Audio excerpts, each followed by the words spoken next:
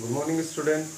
जैसा आप सभी लोगों को पता है कि from the 10th of the September you are going to have periodic test और पीरियोडिक एग्जाम्स। ठीक है, तो उसके लिए सिलेबस आपका आएगा सेकेंड एंड थर्ड चैप्टर।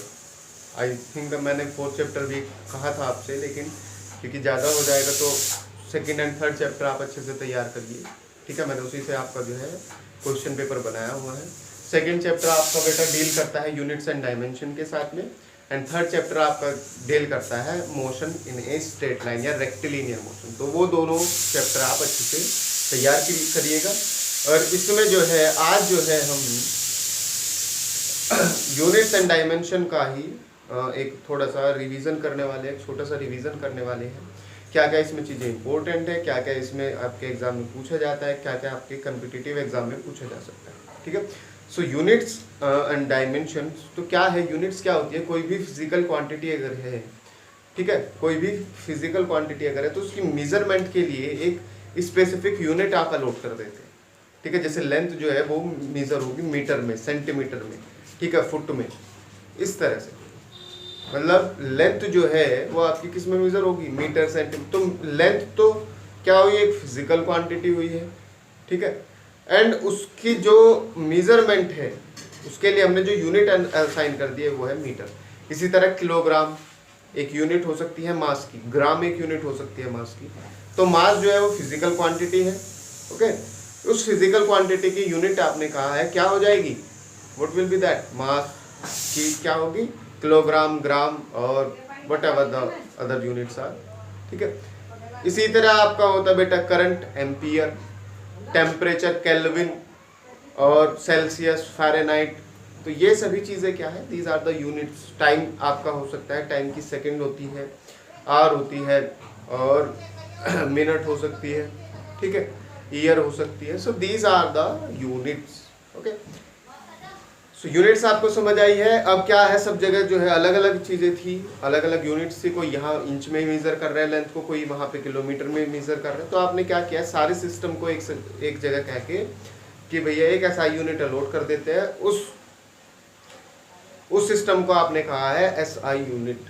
ठीक है, अलग अलग जगह अलग अलग चीज़ें आपकी मेज़र हो रही थी, तो आपने कहा है कि सभी को एक ही चीज़ में मेज़र करने वाले एक ही यूनिट असाइन कर देते हैं। तो वो यूनिट आपकी कहलाती है एसआई यूनिट्स। ठीक है, और जो आपका एमकेएस सिस्टम होता है, एमकेएस सिस्टम मतलब मास जो है वो किलोग्राम में मेजर होगा, लेंथ मीटर में, एंड टाइम सेकंड में। तो एमकेएस सिस्टम ही आपका बनता है एसआई सिस्टम। क्या बनेगा? एमकेएस सिस्टम ही आपका एसआई सिस्टम आपका बनता है। ठीक है, तो एमकेएस और एसआई एक ही बात आपकी होती है। तो आप जितनी भी फिजिकल क्वांटिटीज है उन सभी की एसआई यूनिट्स आप याद कर लें। ठीक है, इंपॉर्टेंट है। फिर आपका क्या होता है, हर एक फिजिकल क्वांटिटी डायमेंशन भी होती है। ठीक है, कुछ फिजिकल क्वांटिटी डायमेंशनलेस हो सकती है, कुछ की डायमेंशन होती है। जैसे लेंथ की डायमेंशन होती है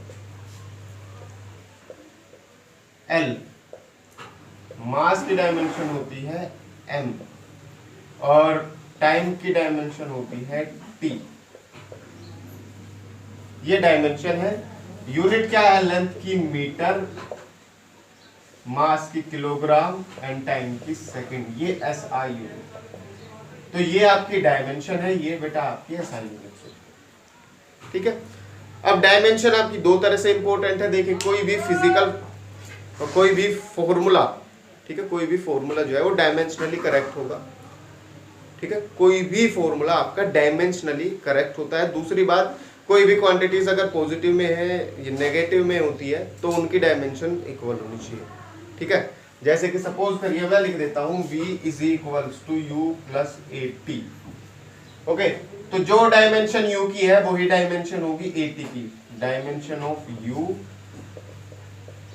is equals to dimension of a t. ठीक है, and is equals to dimension of v।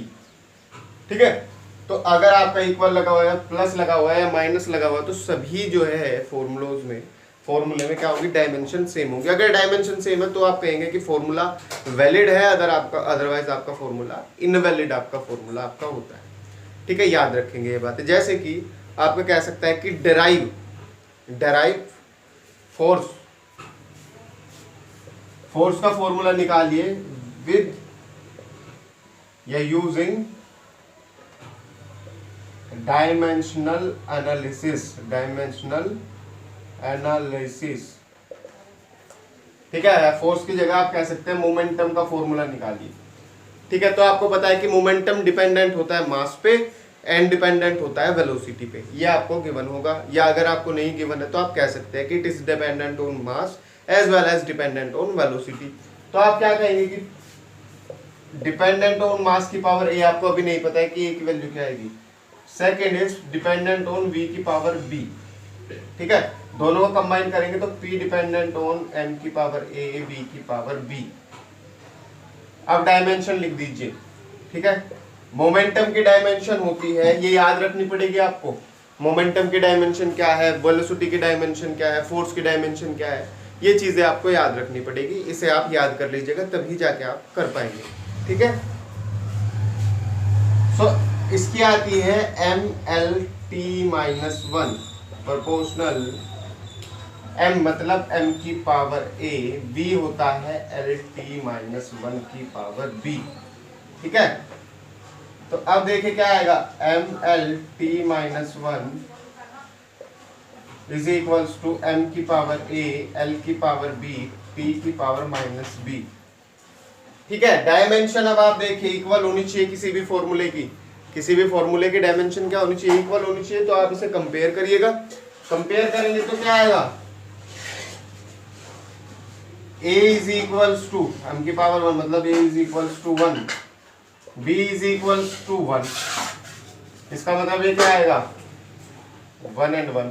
तो p proportional m1 v1, p proportional mv, p is equals to k mv and k कभी भी dimensional analysis में आपको constant नहीं पता लग सकता है, तो कांस्टेंट अपने आप हिसाब से उसे असाइन करिएगा। ठीक है, जैसे कि मुझे पता है p is equals to mv होता है। ठीक है, तो k को मैं लिख दूंगा k इज इक्वल्स टू 1। ठीक है, या फिर आप इसे यहां भी छोड़ सकते हैं। ठीक है, क्योंकि कांस्टेंट आपका डायमेंशनल एनालिसिस नहीं बताता है, तो इस तरह से कोई भी फॉर्मूला आपका डायमेंशनली करेक्ट होगा। ठीक है, कई बार आपसे कह सकता है कि आप जो है डायमेंशन निकाल के दिखाइए, किसी भी कांस्टेंट की डायमेंशन निकाल के दिखाइए।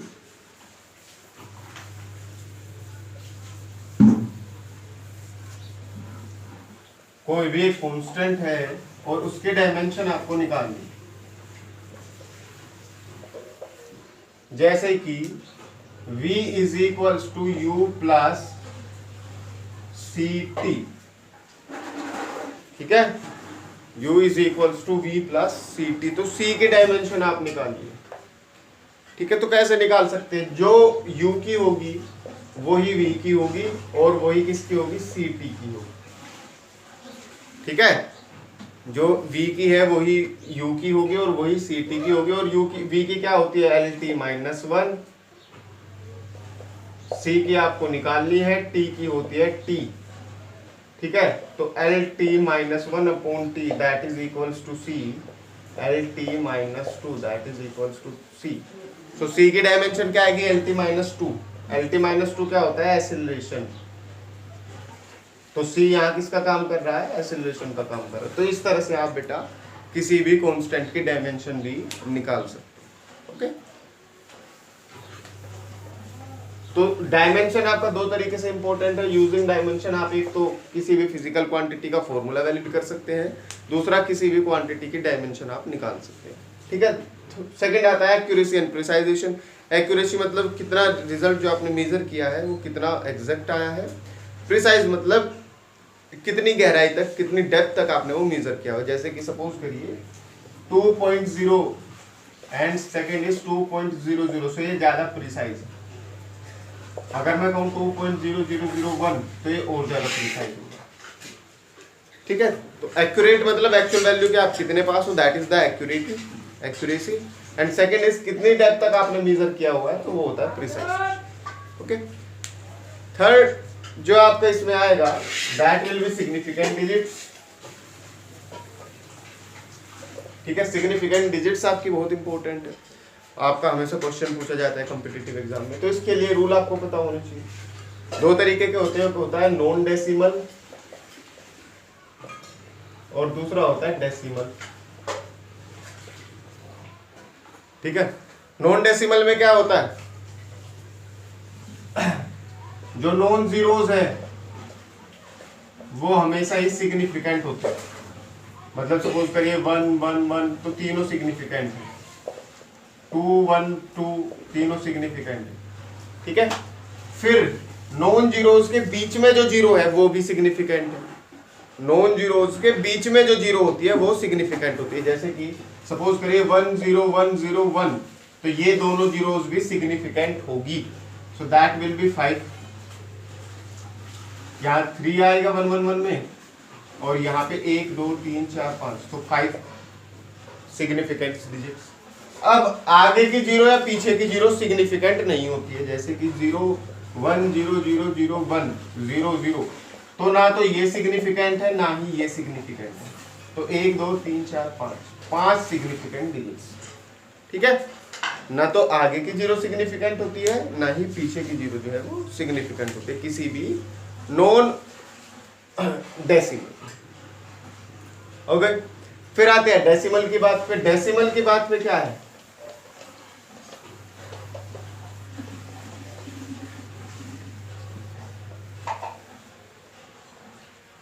देखिए जब तक आपका कोई नॉन डेसिमल नहीं आता है, वो सॉरी नॉन जीरो नहीं आता, उससे पहले जितने भी जीरोज है वो नॉन सिग्निफिकेंट होगी, इनसिग्निफिकेंट होगी। जैसे कि सपोज करिए ये लिखा हुआ 0.00100, तो ये 1 से पहले की जीरोज जितने भी है नॉन सिग्निफिकेंट है। ठीक है, इस 1 के बाद की जितने भी जीरोज है वो सिग्निफिकेंट। समझ गए, ध्यान रखिएगा, इससे पहले जितने भी जीरोज हैं वो सभी क्या होगी, इनसिग्निफिकेंट। जब तक आपका नॉन डेसिमल नहीं आता है तब तक क्या है, इनसिग्निफिकेंट है। वो सॉरी नॉन जीरो नहीं आता, उससे पहले जितने भी जीरोज है वो क्या होगी, वो इनसिग्निफिकेंट होगी, वो सिग्निफिकेंट नहीं होती है। उसके बाद की सभी जीरोज जो है वो सिग्निफिकेंट होती है। ठीक है, बीच की जीरोज भी सिग्निफिकेंट होगी, नॉन जीरोज तो आपकी सिग्निफिकेंट होती है। ठीक है, तो जैसे है 0.1001, तो 1 2 3 4 सिग्निफिकेंट। 1 0.10001, सो 1 के बाद की सभी जीरो 1 2 3 4 5 और 6 सिग्निफिकेंट डिजिट्स। ठीक है, 0.0001001 1 2 3 4 5 6 जीरो। ठीक है, इसके बाद की सभी जीरो जो है वो सिग्निफिकेंट, इसके पहले की सभी जीरो नॉन सिग्निफिकेंट। तो इस तरह से बेटा आप सिग्निफिकेंट डिजिट्स जो है वो पता कर सकते हैं। ठीक है, तो ये सिग्निफिकेंट डिजिट्स आई। फिर आपका आता है इसमें सबसे इंपॉर्टेंट जो आप कह सकते हैं वो आपके होते हैं एरर्स। ठीक है, एरर का मतलब होता है कितना वैल्यू से आप डिफर करते हैं, क्या क्या चीजें आपकी हो सकती है। जैसे कि एक पर्सनल एरर होता है, इसके कितने टाइप होते हैं, सिस्टमैटिक, एंड सेकंड होता है रैंडम। ठीक है, सिस्टमैटिक में आपका होता है इंस्ट्रूमेंटल, दूसरा आपका होता है पर्सनल। ठीक है, ये आप चीजें थोड़ा सा देख लीजिएगा। इंस्ट्रूमेंटल का मतलब होता है बेटा कि आपकी इंस्ट्रूमेंट में कुछ कमी रही है, आपका इंस्ट्रूमेंट जो है वो इतना अप्रोप्रिएट नहीं है, इतना एग्जैक्ट वैल्यू आपको नहीं देता है, तो आपके रिजल्ट में हमेशा क्या आएगा, एरर आएगा। तो ऐसा एरर को बोलते हैं आप इंस्ट्रूमेंटल एरर, मतलब इनएबिलिटी या incapacity of the instrument that is used to measure the value, तो वहां से इसे बोलते हैं आप इंस्ट्रूमेंटल एरर। पर्सनल एरर आपकी कमी की वजह से हो सकता है, ठीक है, मतलब आपका ध्यान नहीं है, वहां से हो सकता है। फिर एक तीसरा होता है कि भैया आपने थ्योरी गलत लगा दी, ठीक है, थ्योरी गलत लगा दी है, तो वहां से आपका एरर आ सकता है, तो वो देख लीजिएगा वो किस टाइप का एरर होता है। ठीक है, फिर एक होता है रैंडम एरर, मतलब वो कहीं से भी आ सकता है, उसके बारे में आपको नहीं पता है कि वो कहाँ से आया है। सो ऐसे सभी एरर को आप देख लीजिएगा, इनकी डेफिनेशन आप देख लीजिएगा, इंपॉर्टेंट होती है सभी, और इनसे भी ज्यादा इंपॉर्टेंट होते हैं बेटा इनके numericals.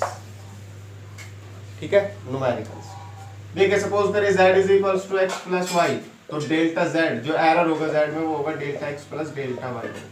Z is equals to x minus y, तो डेल्टा जेड होगा delta x plus delta y. Error हमेशा ऐड करना है, ठीक है, एरर को हमेशा क्या करना है आपको ऐड करना है, delta z is equals to delta.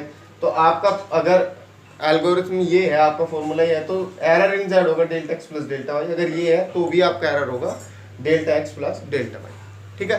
अब अगर आपका है फॉर्मूला मल्टीप्लीकेशन या डिवीजन का, जैसे कि सपोज करिए x y z is equals to x y, तो इसमें क्या करता है आपको निकालना है लॉग एरर, ठीक है।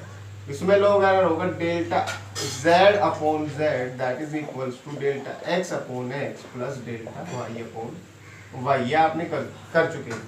अगर ये होता है x की पावर 2 तो ये आ जाता 2, अगर यहाँ पे है -1 तो ये -1, और मैक्सिमम जब आप करते हैं तो फिर आप प्लस ले लेते, मैक्सिमम करते ही आपको यहाँ पे सभी चीजें प्लस लेनी, ठीक है। तो ये आ जाएगा delta z is equals to this, delta z आप निकाल सकते हैं z delta x upon x plus delta y upon y. ये z कहां से आएगा, z आएगा यहां से, ठीक है। परसेंटेज एरर अगर आपको निकालना है तो delta z upon z into 100, ये आपका है परसेंटेज एरर, ठीक है। ये आपका है रिलेटिव एरर, ये आपका है एब्सोल्यूट एरर, ठीक है। Absolute error, relative error and percentage error, ठीक। अब ये डेल्टा x कैसे निकालना है, डेल्टा y कैसे निकालना है, ये देख लेते हैं। दो तरीके से आपके बेटा क्वेश्चन गिवन होंगे। एक आपका हो सकता है कि x is equals to 1 plus 0.1, तो ये x की वैल्यू है, ये डेल्टा x की वैल्यू है। y is equals to 1 plus 0.2, तो ये y की वैल्यू है, ये डेल्टा y की वैल्यू। तो ऐसे ही एक तो ये सिंपल होता है।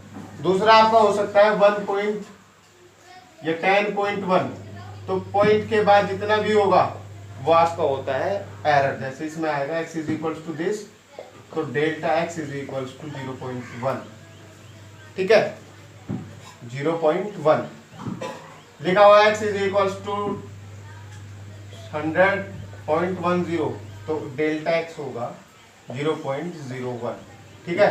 लास्ट में आपको 1 करना है, बाकी उससे पहले 0 कर देना सभी, ठीक है।